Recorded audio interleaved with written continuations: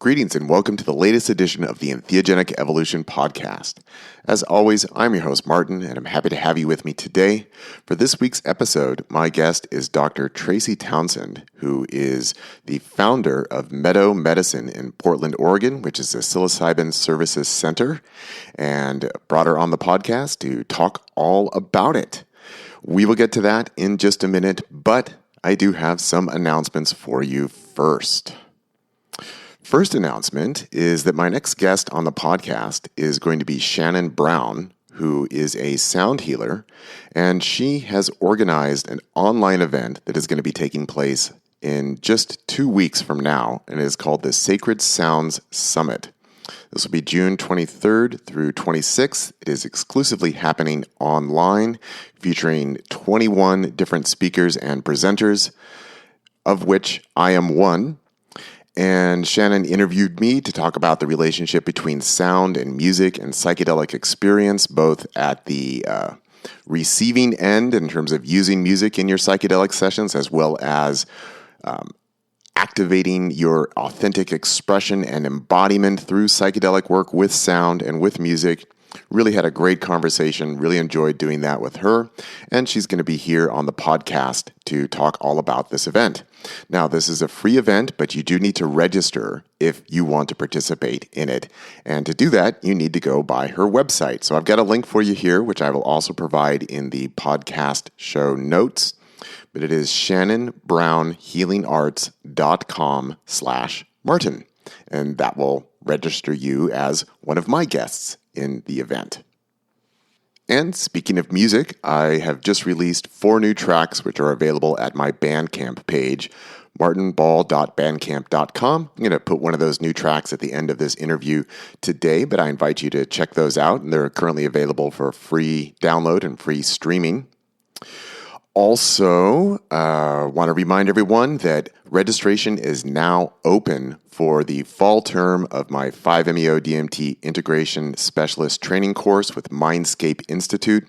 It's going to start on September 17th and run for 9 weeks of direct instruction, providing you with the intellectual and theoretical foundations for understanding 5-MeO-DMT from a non-dual and energetic perspective, how that is experienced and processed in the body and by the human ego, and the relationship between the ego and the non-dual experience, and how best to provide support for those who are looking to integrate their experiences after having worked with 5-MeO-DMT.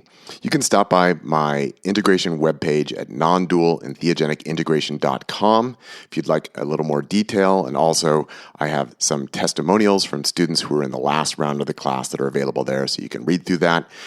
And if you would like to chat about it more, you can just shoot me an email at martinwball@gmail.com, and I'm happy to answer any questions that you may have.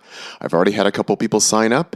The class is limited to 15 students, so if you're interested, it's a good time to act. Obviously, it's still a few months away, but I do expect that it will fill up before we get there. You can also visit mindscapeinstitute.org, and you can go ahead and opt in right there. There's no obligation, but that gets you more information about the class. And speaking of integration, if you find yourself in need of some help and reflection in integrating your entheogenic and psychedelic experience, of course, I'm available for 30, 60, or 90-minute video calls to help you out and give you some reflection and advice. And I, of course, specialize in 5-MeO-DMT, but I'm not limited to that in any way, shape, or form. Stop by martinball.net or nondualentheogenicintegration.com for more information, or again, just shoot me an email at martinwball@gmail.com, and we will set that up. Okay, I think that is all of my announcements for today. Let's go ahead and get into this conversation with Dr. Tracy Townsend from Meadow Medicine in Portland, Oregon. Here's our conversation from last month. Hope you enjoy. All right, well, I'm very pleased to welcome on to the Entheogenic Evolution podcast today, Dr. Tracy Townsend, joining me from all the way up there on the other side of the great state of Oregon, following the I-5 corridor, all the way from Ashland down here in the south, all the way up to Portland in the north. So we're having a local local Oregon conversation today. And Dr. Townsend is with Meadow Medicine up there in Portland, which is a psilocybin service center. And we're here to talk all about it. So Tracy, welcome to the Entheogenic Evolution. Thank you so much for having me today, Martin. I'm excited to be here. Yeah, so the listening audience can't see this, but I see that you're wearing a sweatshirt. Is it a little cool up there in Portland today? Yeah, it's a little overcast, a little cold this week. We're having a cold spell. It's otherwise been a beautiful spring, but yeah. Yeah. It warmed up here a little bit today, and it was sunny earlier, but now it's all cloudy. But in the transition, we had a really nice halo around the sun. So, one of those circular rainbows. It's pretty cool.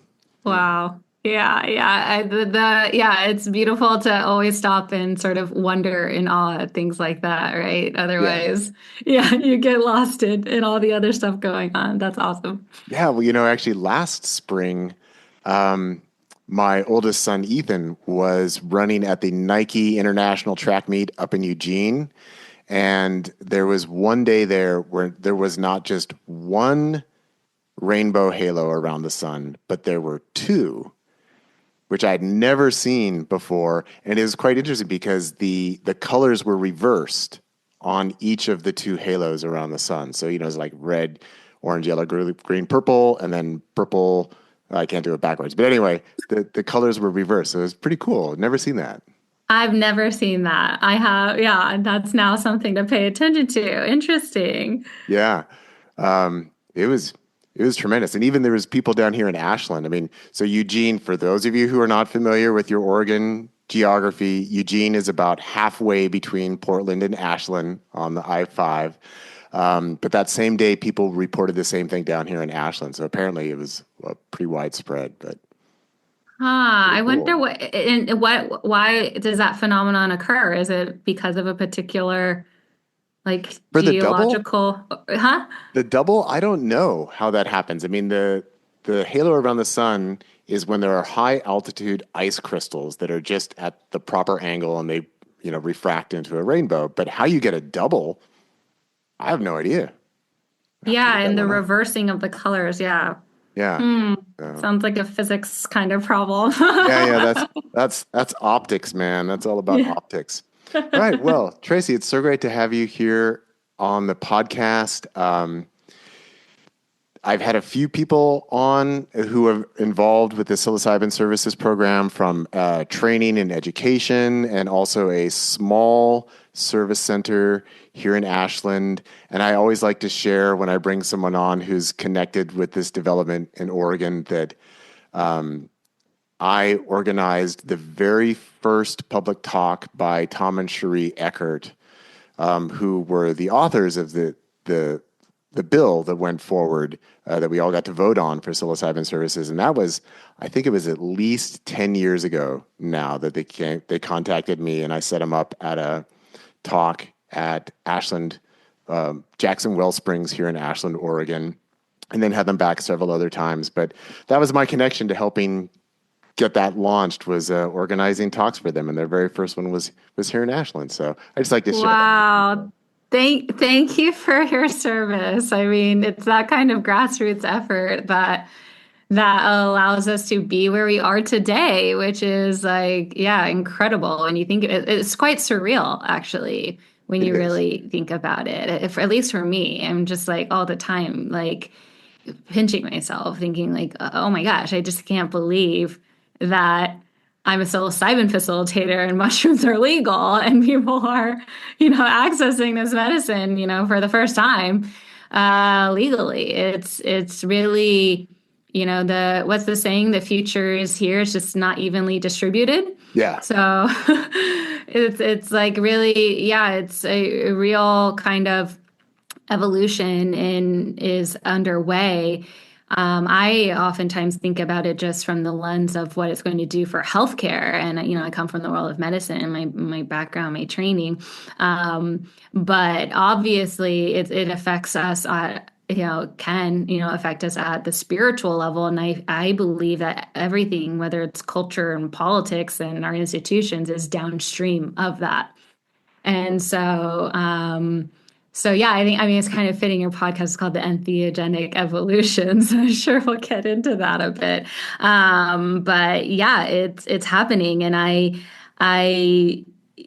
think it can't have be happening at a better or sooner time than this, just given all of the rapid changes that our societies are going to be experiencing in the next 5 to 10 years, with AI and all of what that will sort of open up. So that can of worms, Yeah. and the kind of the existential questions that already people are grappling with when it comes to, consciousness, and is human consciousness special in any way, or at least sentient organic life on Earth, special in any way. So, yeah, Yeah. interesting times.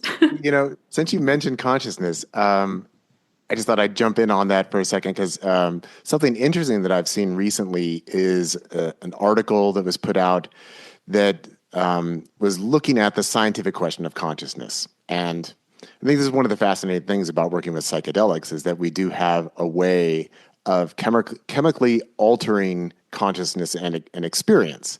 And so it asks those questions about what is the relationship between the body and the mind and consciousness, what produces it, how does it function, where does it reside.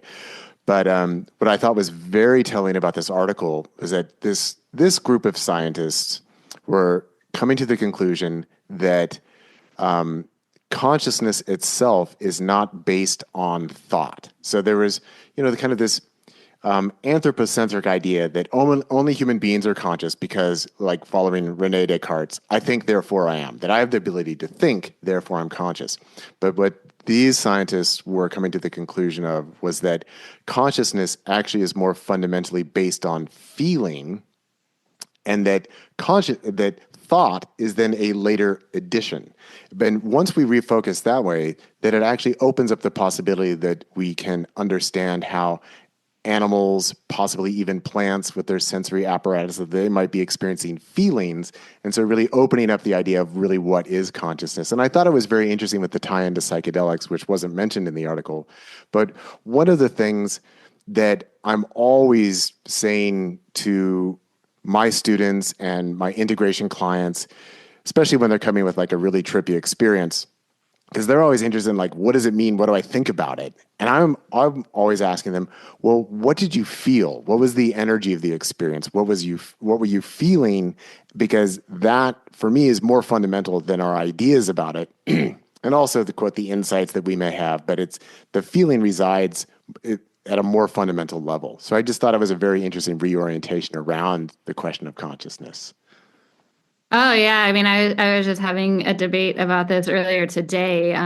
Just what is consciousness even? And because there's like I'm hearing this claim that like, oh, these LLMs or these the AIs, the AI agents, like they are conscious. That's like a claim Mm. that's being made by some people, people that I actually really respect.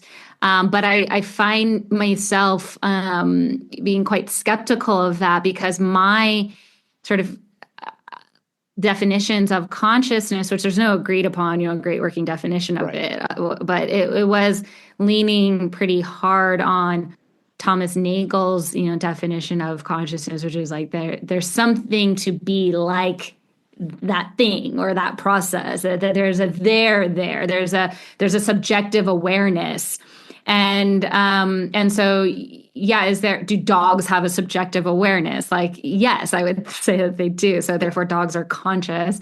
Does a plant have conscious awareness, like a subjective awareness? I think potentially I could see that. All of that sort of hinges on this idea of having, sensory apparatus Right. of some sort, of like being embodied in some way, or, like within some sort of, it's a process that's mediated through some sort of matter, in this case, organic matter, really, just like carbon atoms, like which is what we basically are.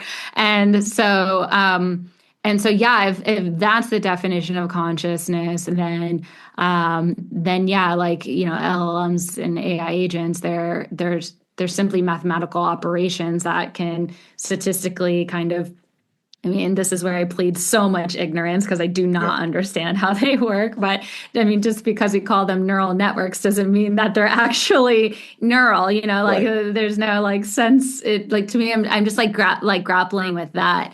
And so who knows? I don't know. I don't know the answer to anything, and nor do I really have a dog in the fight, as they say. But I do think a lot about human consciousness specifically, just because I am dealing with humans day Right. to day who come to me with their problems, and yeah, looking for a frame shift really, of their mental models, like with catalyzing that with psychedelics, and yeah, along the way for sure things like yeah, understanding ourselves as thinking beings versus feeling beings. And we do live in a culture that definitely emphasizes the thinking, and Yeah. we're spending, in terms of human consciousness, we spend most of our days like appear, kind of that's our embodied experiences from Right. here on. We're kind of disembodied.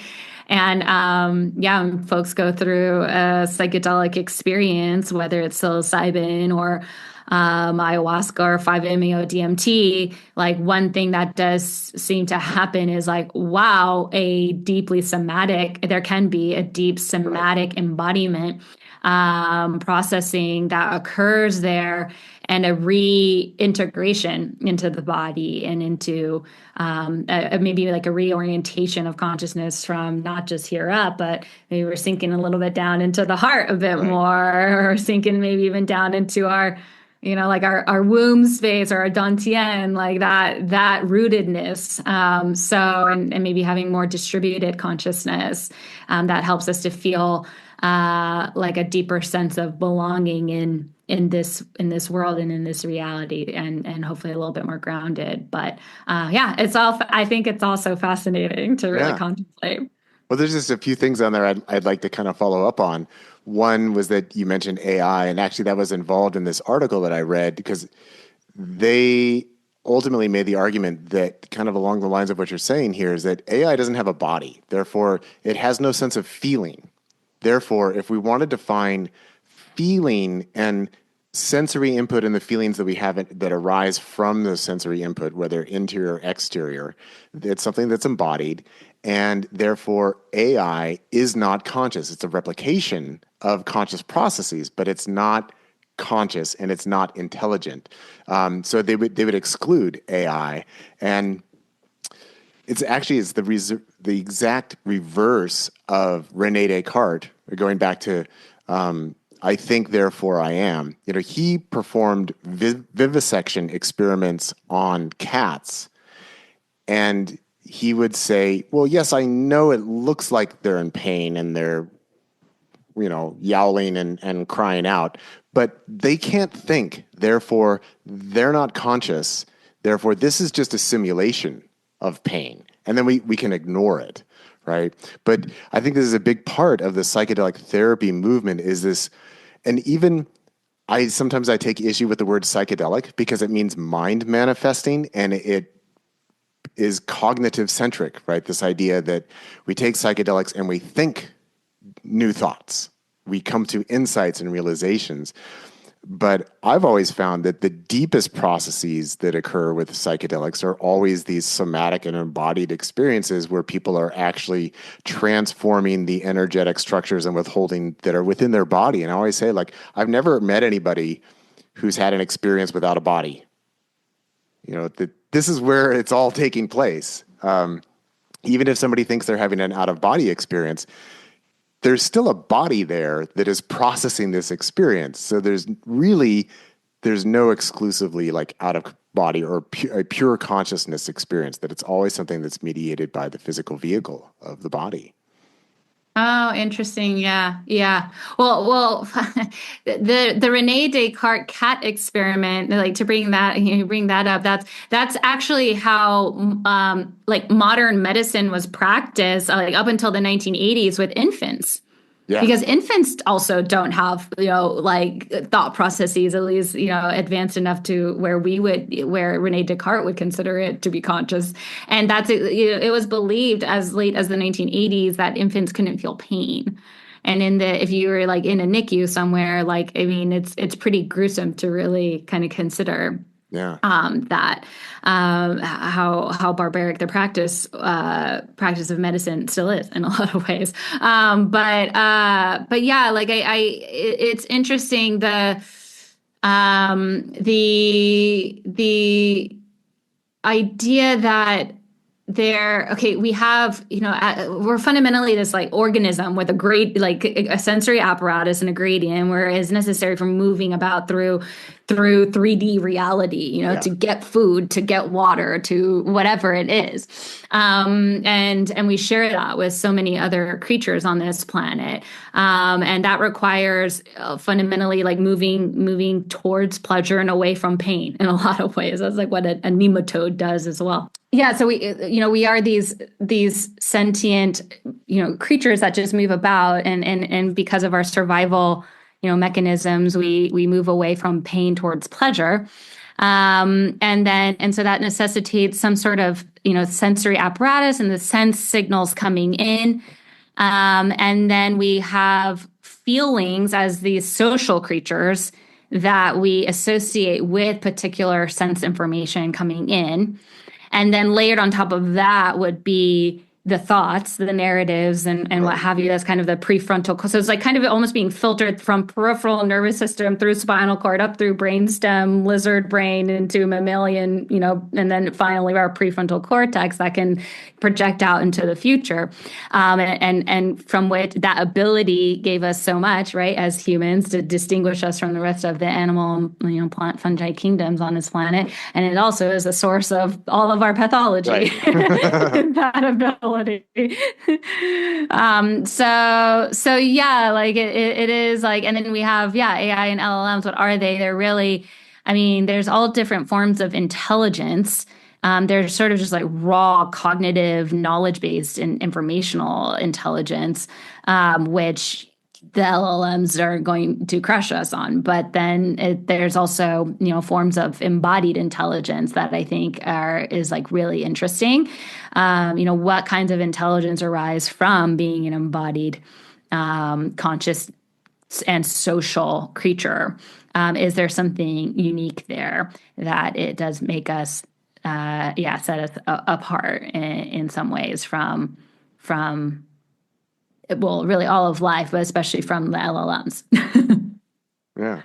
Well, I've loved just jumping into this conversation, kind of getting into the philosophy and phenomenology of consciousness. But you've hinted at it a little bit, but let's go ahead and let's take the opportunity that I always like to do with a guest who's new on the podcast is kind of get your story and find out where you come from. So you already mentioned having a medical background, but I'd love to invite you to tell us a little bit more about that. We can get to know you a little bit. And then, of course, the next question will be, okay, so how did you get into psychedelic medicine?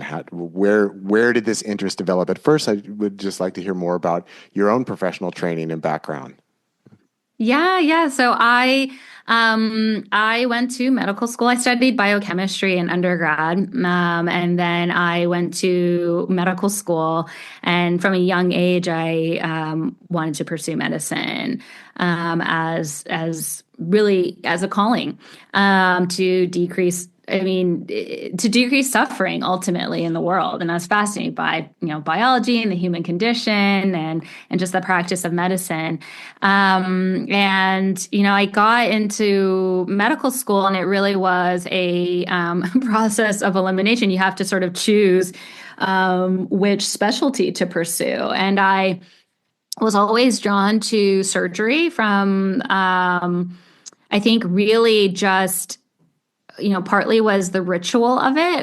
I'd read Atul Gawande, who's a, famous surgeon author, and just the practice and the ritual of, and also of the operating theater, and like stepping into that, and to like literally step into like someone's body, and to actually have such a tangible impact on someone. And it is somewhat more, instant gratification than a lot of the other rest of the practice of medicine. And it was, I ended up pursuing orthopedic surgery because, which is really musculoskeletal health and musculoskeletal surgery. And, I think nobody else understands musculoskeletal anatomy better than orthopedic surgeons. And part of that inspiration was because, our musculoskeletal system is like the interface for really our consciousness with the rest of reality. Yeah. And yeah, I think I was definitely drawn to it from that philosophical lens. I was drawn to the practice of orthopedics for many different reasons, but also because it's interesting. Like,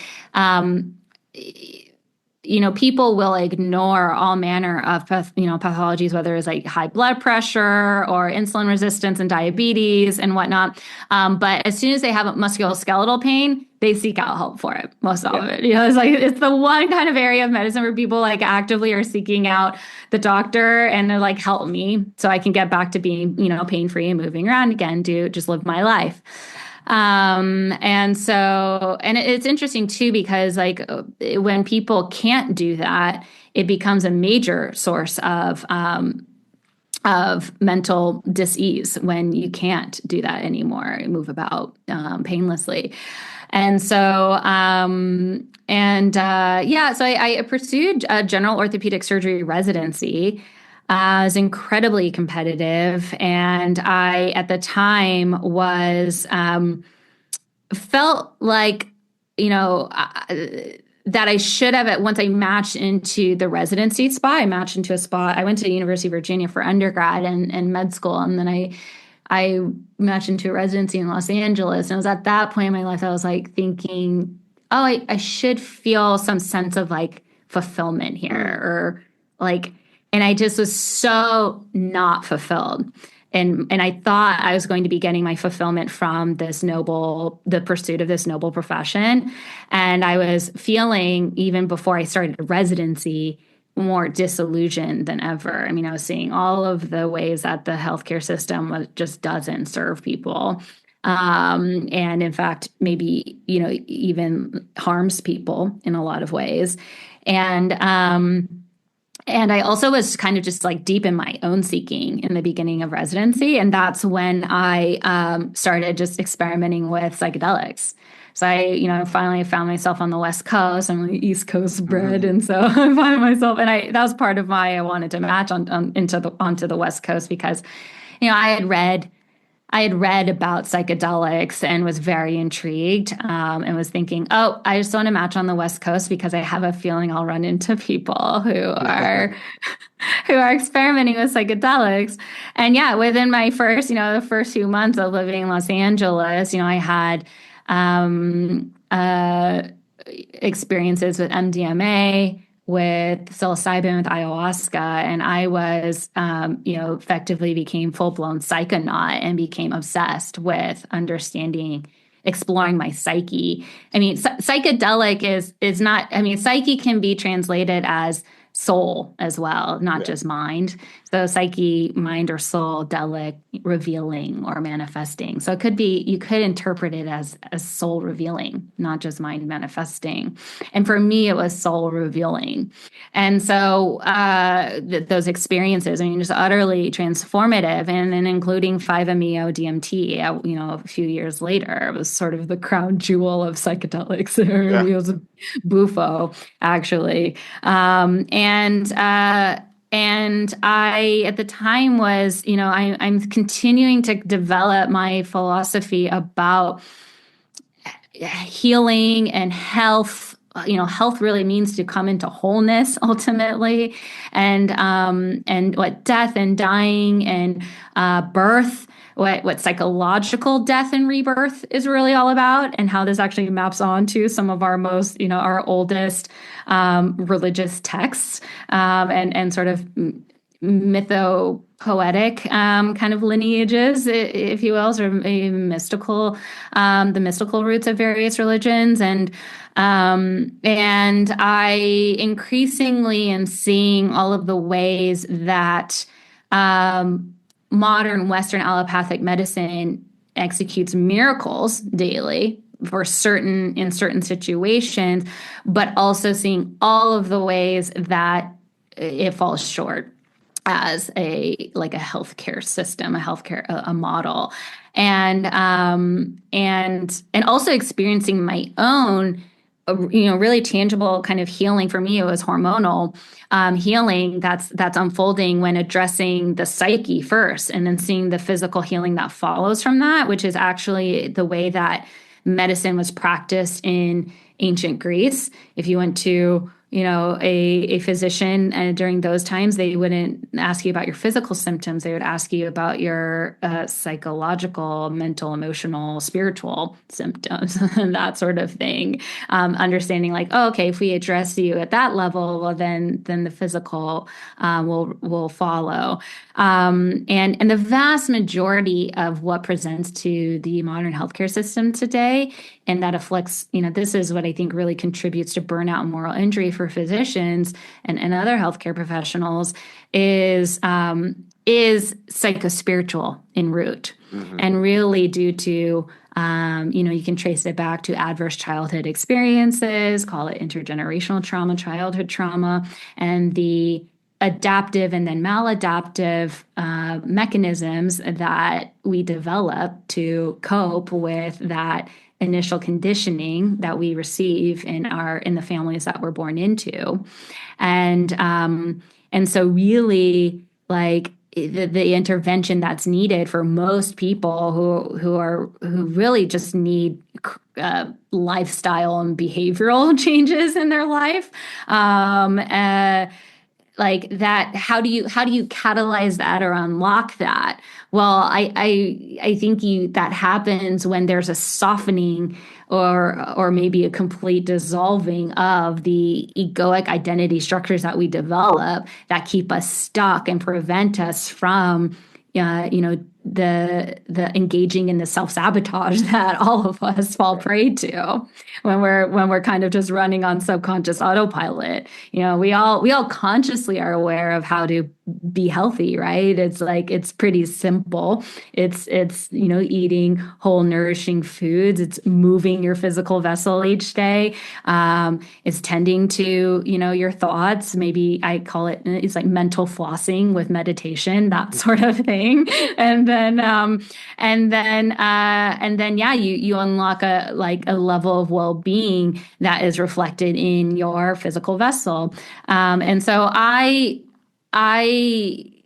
just became fascinated about, okay, catalyzing behavioral changes. And then all along the way, while I'm in residency and doing my own experimentation, experiencing my own personal transformation, for me, it was processing a lot of grief from my childhood and from my father. My father had an alcohol use problem. It created all sorts of chaos in the home. He was very loving, nonviolent, but it just destroyed my parents' marriage.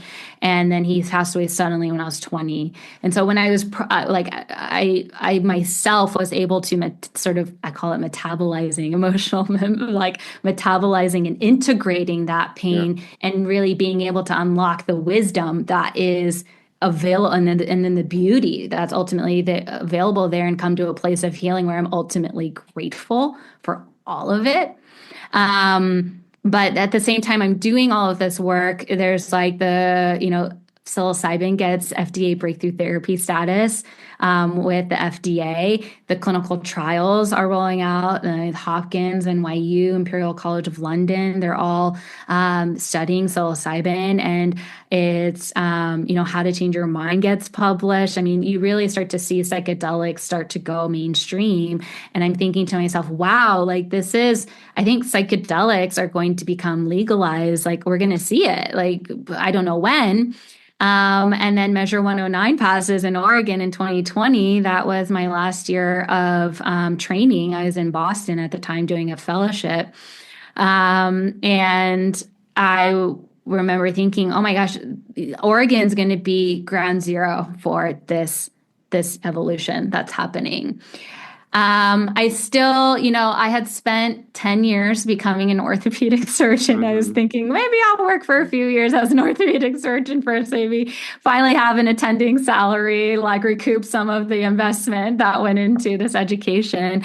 Um, but a position opened up in Portland and I subspecialized in pediatric orthopedic surgery. So there's only so many of those positions that open up.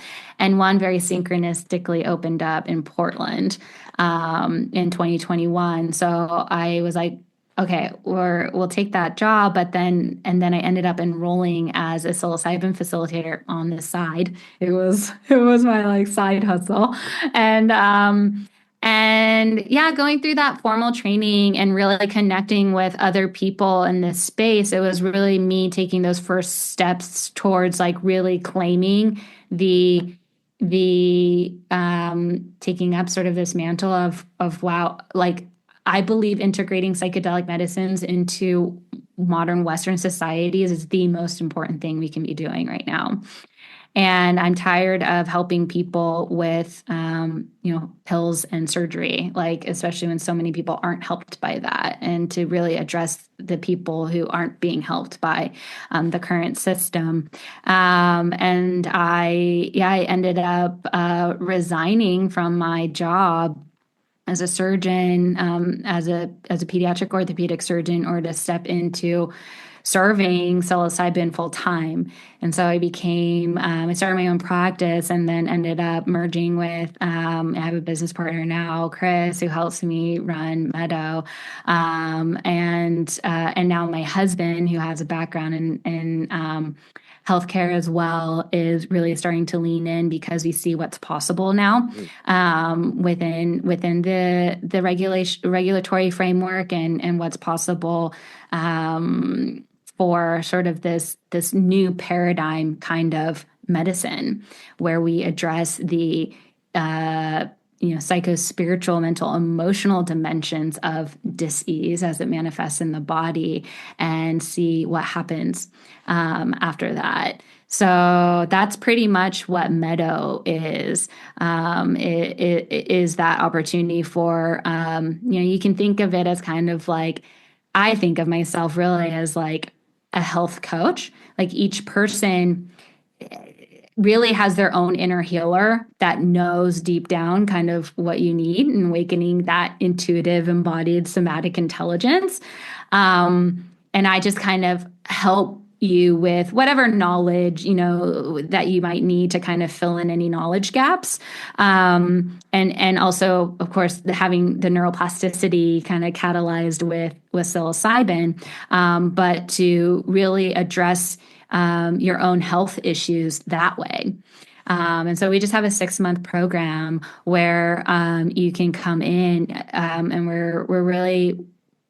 I'm really calling in working with people who do have some sort of musculoskeletal manifestation of pain, really, or whatever it is, misalignment. And then coming into the program where we take a really holistic approach, physical, mental, emotional, spiritual dimensions to health. And still weaving in like the allopathic way, we can still check your blood markers and your Hmm. inflammatory markers and maybe do a hair tissue mineral analysis and just see where the imbalances are.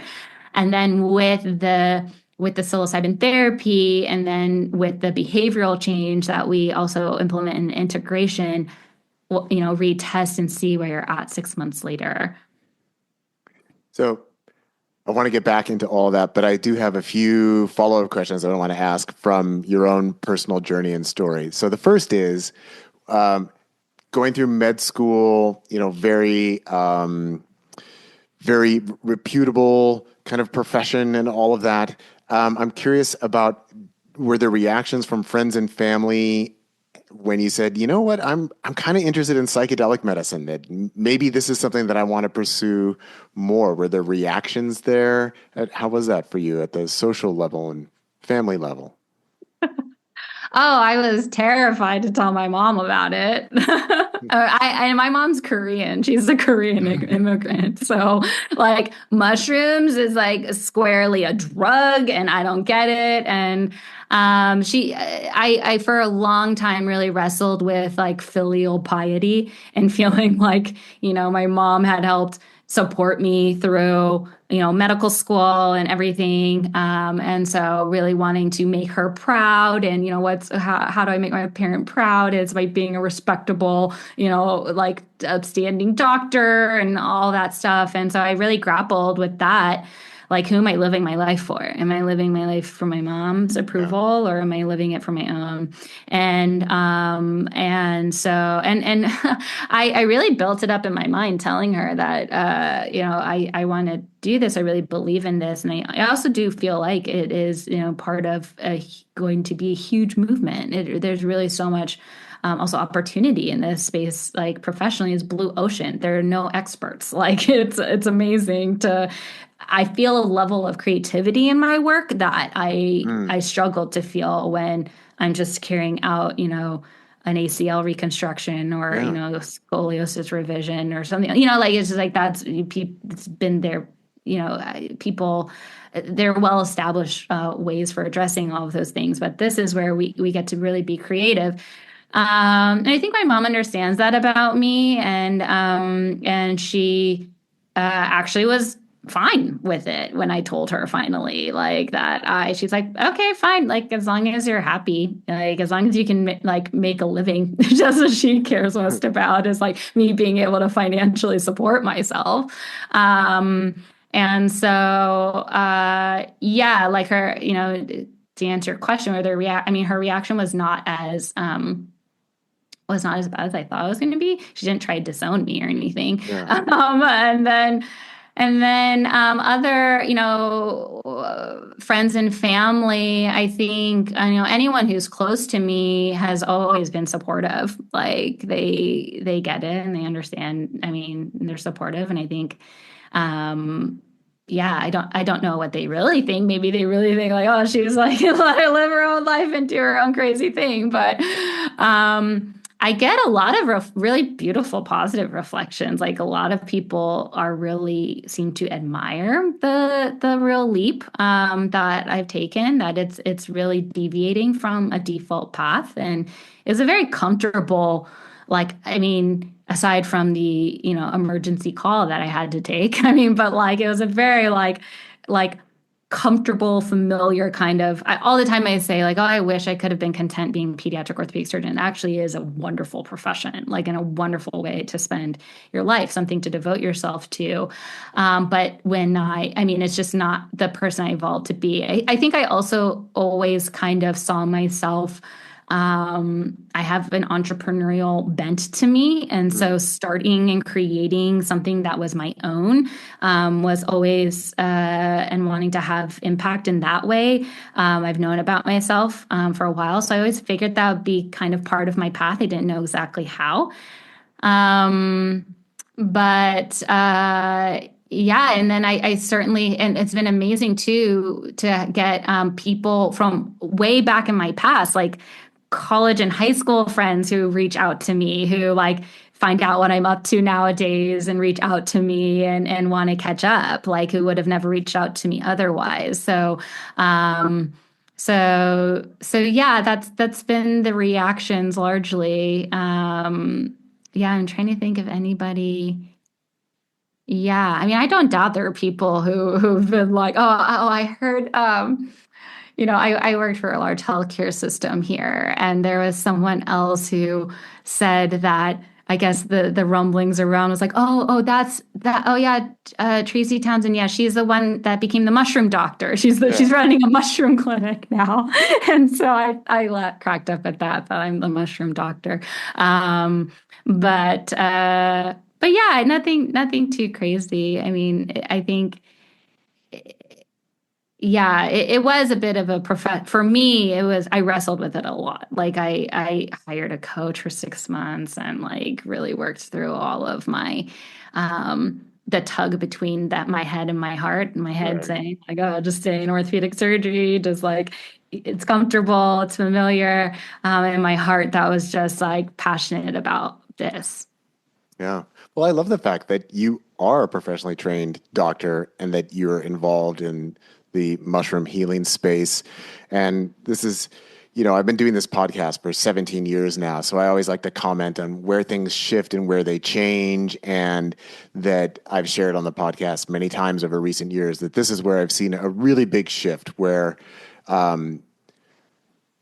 for one, there's a lot more people in the field, and that it's really now common for people to say, well, I'm fully trained as a lawyer, or I'm fully trained as a doctor, or I'm a psychiatrist. And then I got interested in this. So it's people who kind of coming to it maybe later in their career or later in their education, and then really finding something that not only sparks their curiosity, but just becomes a true passion for people of like, this is something I want to explore more and become very interested in making it available for other people because we're also impacted by these experiences. It's natural that people, they have a powerful mushroom experience or MDMA or 5-MeO, and they're like, I want to share information about this. I want to get involved. And it's an area where I think that we can use more people who have, a professional background outside of psychedelics, but then are able to bring that understanding into the space and then open up like a clinic like this. Before we talk more about the clinic, I would like to ask you a little bit more about going through facilitator training programs and the education around that. So I've had some people who are facilitators in the Oregon program on the podcast. I've also had people who run training programs on the podcast. But you're quite interesting because you have a background as a doctor. You are already schooled. And that's a big leap to like, well, I'm going to go and now go back to school for something else because you're so passionate about it. So I'm curious what your experience was going through the facilitator training program, anything that you'd want to share there. And also just to fill in the audience. Again, for anybody who's a regular listener, they've heard these kind of conversations before, but there's always new people. But what does it involve for anyone who doesn't know? Like here in Oregon, what does it mean to become a psilocybin facilitator and to be certified and be legally able to do that?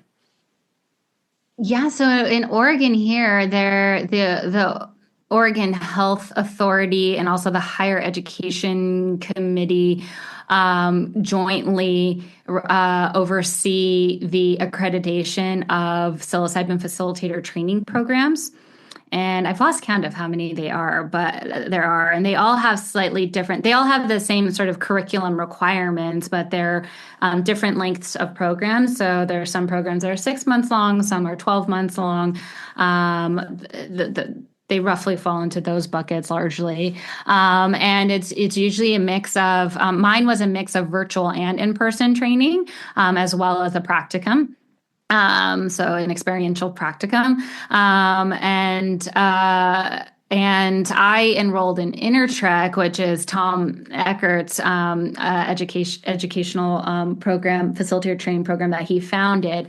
And that's largely why I was drawn to that program was because it was founded by Tom. The program, there were, I think, 5 or 6 lead educators. And it was, as I said, 6 months long. It required a 1 all-day intensive per month. So once a month, you'd go for an all-day intensive, and that was the in-person part. And then we had a Wednesday night 2-hour class. And that was every week. And then about every other week on average, we had a small group that would meet up. So it was 9 of us students that were in a small group cohort. And my cohort at InnerTrek, that first, I was part of the first cohort of psilocybin facilitators trained there. And we had, I believe we had about 150. Maybe it was a little over 100. I don't quite recall, but we were split into 3. I really got to know about a third of the cohort because I was the Friday intensive, and there's a Saturday and then Sunday. And then I did my practicum training. It was interesting because I was in the first cohort. There's no licensed facilitators within the state or licensed service centers or anything like that. Oh, So we it's actually, like for the a first, chicken or the egg kind of problem. Yeah. exactly. So we got, sort of being the first class to come through, we got okayed to do our practicums abroad. So I did mine in Mexico. I did a psilocybin a group retreat down there that was facilitated and led by one of the lead educators, Dr. Erica Zelfan, at my program. Other folks got to ended up doing a ketamine or actually even a breath work as their practicum, Hmm. which is, I think, interesting for a psilocybin Yeah. facilitator. Yeah. But A little a lot of different. people, if you already have ample psilocybin experience, then yeah, why not? And just try ketamine or something like that. So yeah, it was a 6 month program and it was, yeah, pretty intensive. I mean, there's all the assigned reading and then, writing assignments and that sort of thing. And then you're eligible to take the state licensing exam once you graduate from the program. And so it's a short state licensing exam. And then you can apply for your license. And so, yeah, I've applied for the psilocybin facilitator license as an annual license. And then now I'm allowed to facilitate out of a licensed service center and serve mushrooms that are grown by a licensed grower and tested by a state licensed lab. Yeah. So licenses all around. Um, I'm curious, do you yourself know of other physicians who have gone through the program, or are you the only one that you know, or are there more doctors?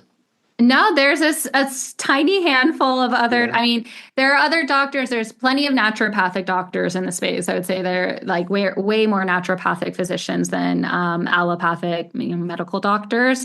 But there are a couple of other MDs in my specific cohort, and I know of a handful of MDs in the space. All right. That's great. Yeah, mostly psychiatrists or emergency medicine doctors. I think I'm the only orthopedic surgeon in the group. Yeah, yeah. I mean, I keep waiting for when the psychiatric programs and also just general therapy education programs, when they're going to start including information about psychedelics within on the educational side, like in terms of mainstream school. Like one of the things I point out often here on the podcast when we talk about professional training is that I like to share about how, I got my PhD in religious studies, but entheogens and psychedelics were pretty much never talked about. I had to create my own curriculum in order to study that as a graduate student. And so I'm waiting for that to as the next shoe to fall. Like my daughter, for example, just graduated college and she went through their psychology program and she wants to be a therapist. And, of course, there was no mention of psychedelic therapy in any way, shape, or form in any of her classes. So I'm kind of looking at that as like one of the next big cultural milestones of when people have that as part of just considered your normal aspect of your education, that you're going to learn about psychedelics and the transformative potential and healing potentials and things like that. Yeah, yeah, it's so funny because someone just shared that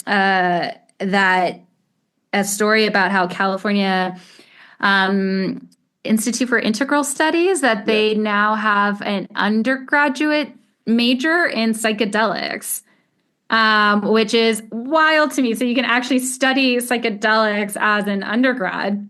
I guess with the idea that maybe you are interested, if you're interested in becoming a facilitator professionally. And I was blown away by that. I was totally blown away. I think a lot of that really hinges on, a lot of it will hinge on the rescheduling of Yeah. psilocybin from Schedule 1 to something else to make it legal at the federal level. And then I think a lot of the institutions will feel a little bit more comfortable with that change.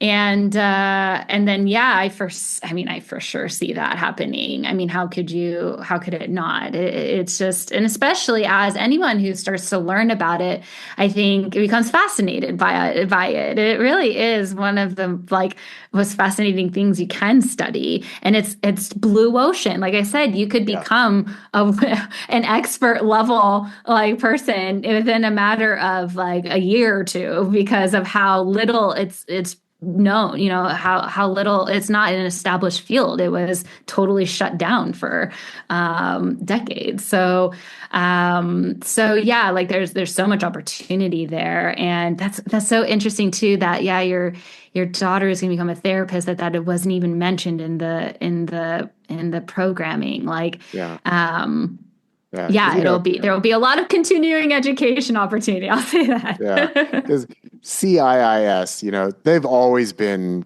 kind of fringe. They're at the cutting edge of all of this stuff. So it's not surprising that they have a psychedelic studies program. But it's when we get like Stanford has their psychedelic studies program or something like that, like then we'll know like, okay, the chips are really falling now.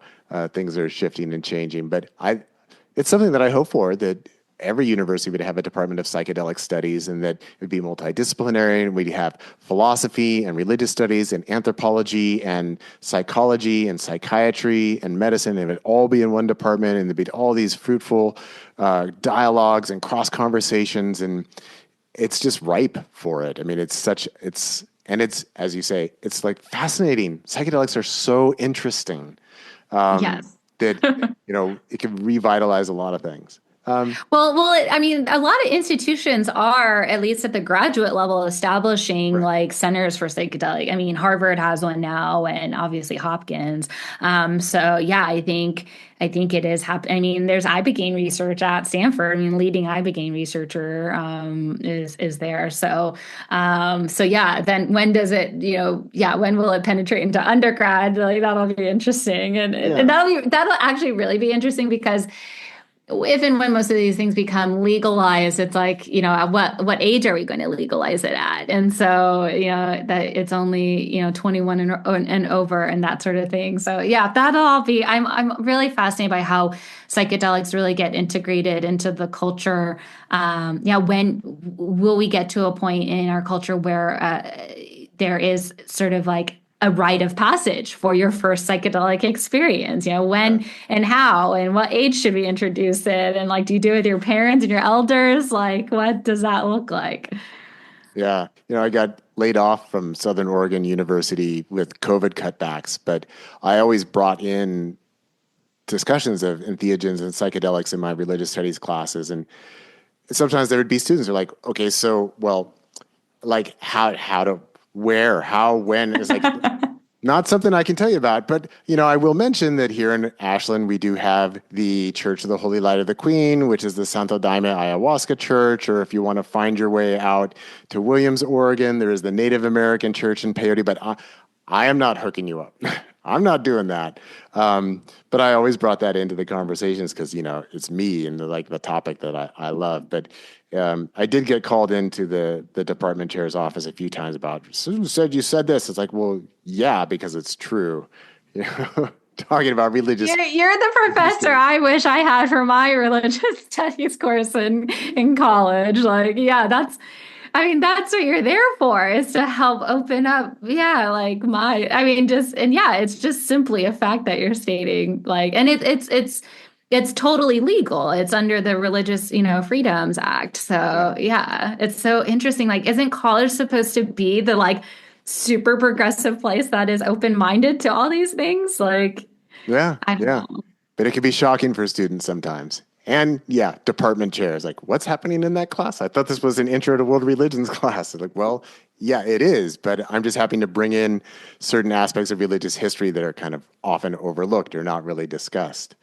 So let's go ahead and let's talk about Meadow Medicine, because even going through a facilitator training program, I mean, you could have become part of somebody else's program, right? You could facilitate. But you took the step to actually create your own psilocybin service center. So that's like the next stage, the next leap. So tell us about that process and making that happen, and even making the decision to kind of go that far with it. It was an opportunity that crossed my path. I don't think that I went into the space. I mean, I initially was thinking like, let me just practice psilocybin, facilitation on my own. And that was what I started out doing. And I thought, yeah, maybe I'll have my own service center one day.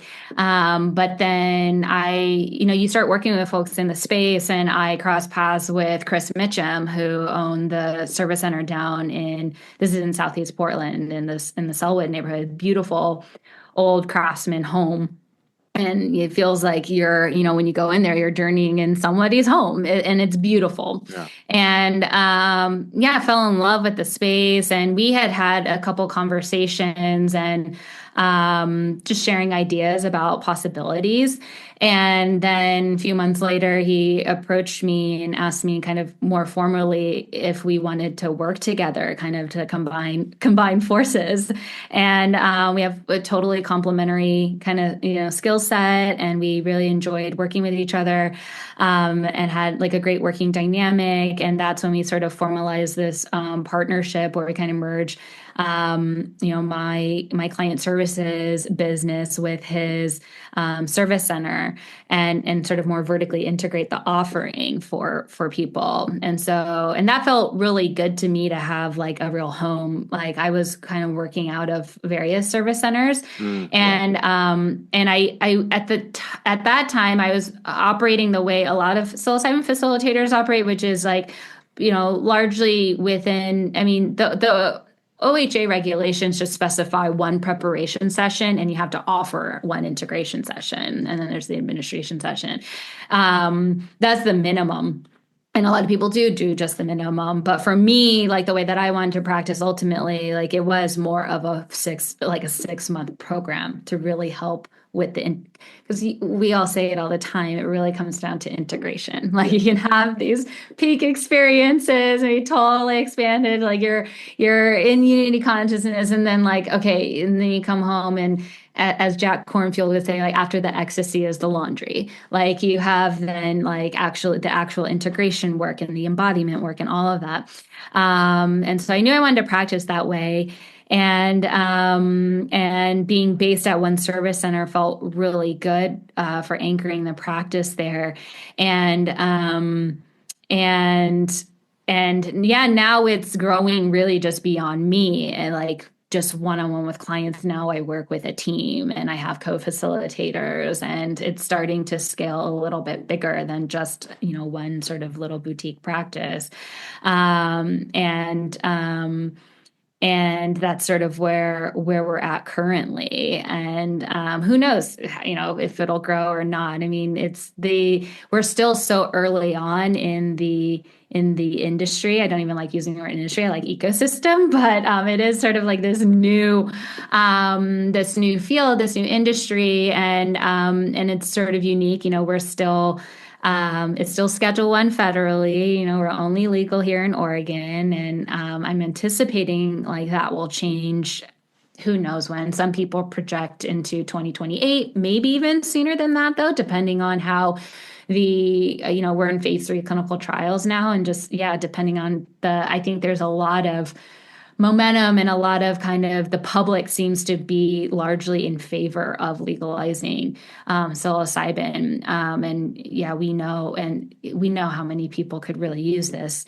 And there's such limited access still now. So we'll see what happens kind of at more of the national level. And then when things go national, it just opens up a lot of other opportunities for, how will like healthcare systems and institutions and the medical schools, all of that, like how will they sort of adapt to now psychedelics being part of the practice of medicine. I envision it affecting every area of medicine, because medicine right now is largely practiced as like under the framework of mind-body dualism. The I think, therefore I am. And so, but it's so obvious that that's not the case. And so another way that I frame it is that, medicine is still stuck in kind of Newtonian physics, and that sort of like linear, reductionist, materialist framework.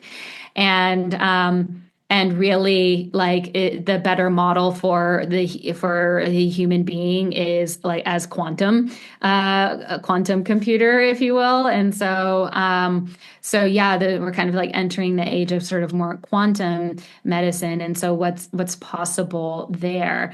Yeah, and then I think about it too, specifically within the field of, orthopedics. So you take, like chronic inflammatory autoimmune arthritis conditions. Like, can we finally start to shift how we approach that?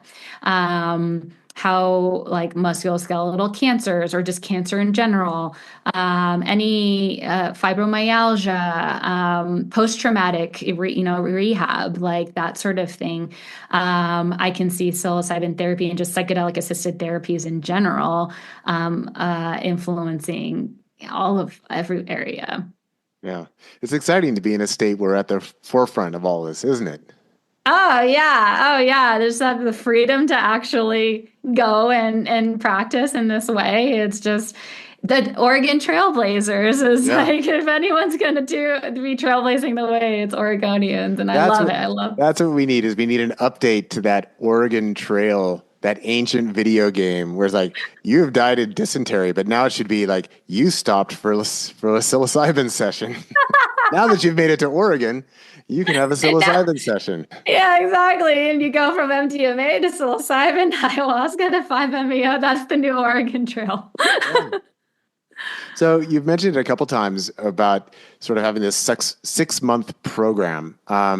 I'm curious to hear a little bit more about that and how it might differ from just, for example, with a lot of the service centers, you do your preparation, you do your intake, and then you come and you do a session over one day, and then you maybe have an integration or two after that, and then you can go back. If you know, we've got a couple downtown here in Ashland where people can go and have their experiences, but I don't know if any of them are actually running like a 6 month long program. So I'd be curious to hear a little bit more about how that works for you at Meadow Medicine, and even within that framework, how many psilocybin sessions are people having, and then how does the integration work with that? Yeah, so I mean, this is really a lot of it is personalized medicine. So it is kind of like in individual offerings, but I would say most people come in and it's a combination of virtual telemedicine care and then also the in-person kind of immersion, and a fair amount of our clients are coming from outside of Portland. We have a few local clients, but a lot of them are coming either whether it's out of state, or we even have a couple international clients Mhm. as well. And so there is that still that initial kind of intake that we do, and then do reviewing of kind of intentions and that sort of thing, but then taking into account just taking a much more holistic approach, like I said. So doing an inventory on, I dive a little, I think, considerably deeper into the physical dimension of health, not just the psychological and Right. mental and emotional, but that's probably how I differ from my conventional medicine colleagues, that I also dive pretty deep on the Right. mental, emotional, and yeah, the family history and all of that. Like doing, like I actually do an adverse childhood experiences like questionnaire for all of my Mm. clients, just because of how much that does impact your long-term health outcomes.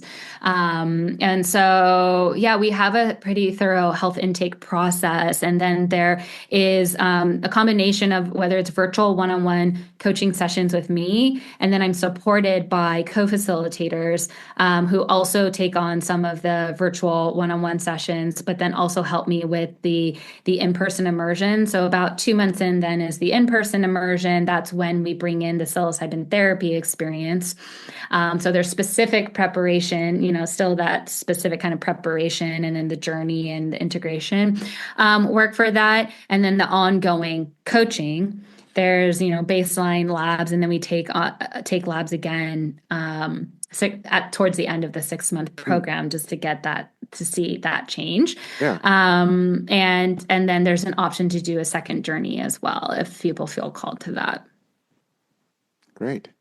And how many people are you able to serve at a time? Like what is the customer base or the patient base or the client base? I don't know what term you'd want to use for participant base, maybe. I mean, I'm in a client facilitator relationship with all of them. Right now we're serving about one a week. And so that's where we're at, just capacity wise. But then, we'll see if it gets busier than that or not. I think a lot of this really boils down to letting people know that we exist. That's like, I think most people in this space, that's actually like, I think there was within psilocybin services, there's a huge kind of boom right in the beginning of the program when the program first became legal. And then, and those were sort of, and a lot of that was because a lot of the press was kind of done for us. I mean, there was so much press coverage at the time nationally that this was happening. Right. But still so many people don't know that psilocybin is legal. Like people just don't even, well, that's even if they know what psilocybin is. Like right. A lot of people, I think it becomes the water we swim in. We just like totally take it for granted, but it's amazing. I mean, I was invited to talk back actually at my old residency program in LA about psilocybin therapy, that was a totally surreal experience to be talking about my drug use in residency to all my old professors. That's awesome. It was a total, that was like such a moment. But I was down there and like, one of my attending, she's a hand surgeon and she was saying like, what? I've never heard of psilocybin. She had never heard of psilocybin. She lives in Los Angeles, and so it's just like, and people ask me, how do you spell it? How do you say it? They don't even know. So a lot of what I do actually is education work. I do a lot of kind of outreach and awareness and education, lots and lots of education, and obviously still so many misconceptions about psychedelics, but also like a lot of preparation work too, to kind of, set expectations for people as well. That's like a big part of what I do. And really,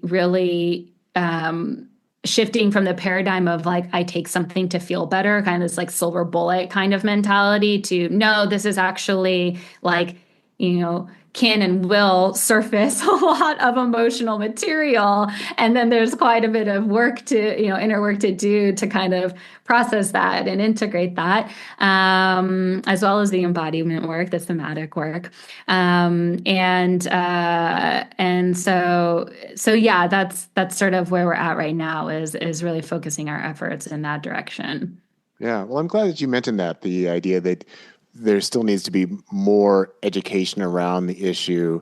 When you live in this world, when you practice this stuff, it's hard to believe that somebody doesn't know that you haven't heard of psilocybin. You don't know what that is. You don't know that we have this legal program here in Oregon, because if it's so earth shattering for those of us who have been in this field, especially those of us who have lived in Oregon, to like see all of this happen, I organized that first talk for Tom and Cherie Eckert, and it was like, like maybe one day we'll, way down the road, we'll see this happen. And then you're like, oh my God, it's happening.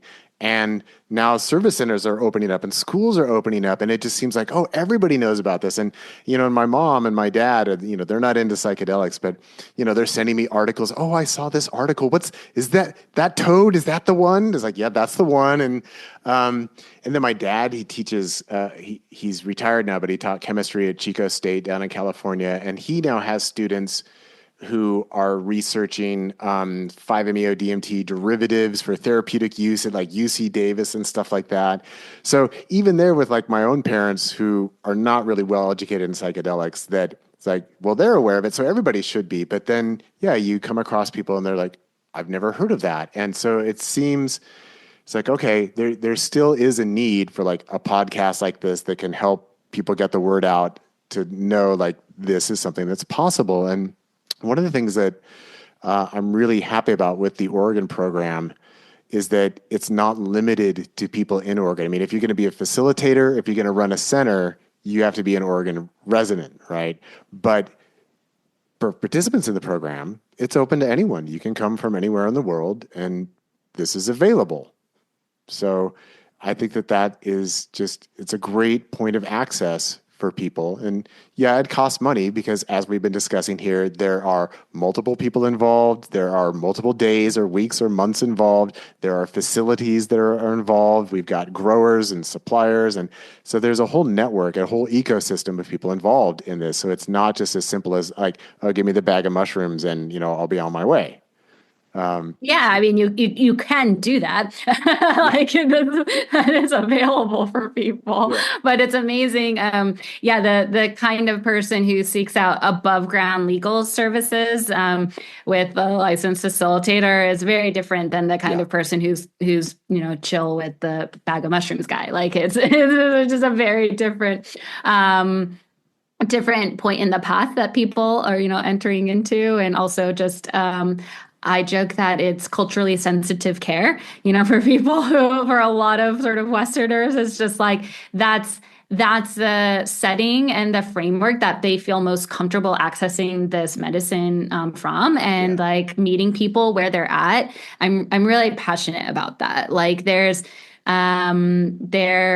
because there has been so much fear and propaganda and just misconception and disrespect, and it goes on and on about these medicines and these experiences, and so yeah, any way that we can cultivate trust and safety is going to lead to better experiences and better outcomes, and hopefully the pro-social benefits that we all kind of dream about when we have these experiences. Yeah.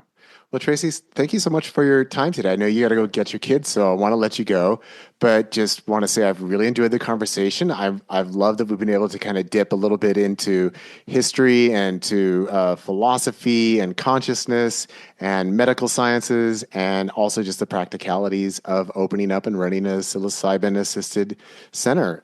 It's just been great to speak with you and enjoy your personality as well. So it's been just a lovely conversation. So thanks so much for making the time today. Thank you, Martin. I mean, I could do podcasts all day, every day. Yeah. I love the conversation, and it's always fun for me and useful. And you made it really useful. So thank you. Awesome. Well, thank you very much, Tracy. And just for the listening audience, meadowmedicine.org if you want to look them up online. Okay. Thanks, Tracy. Thank you.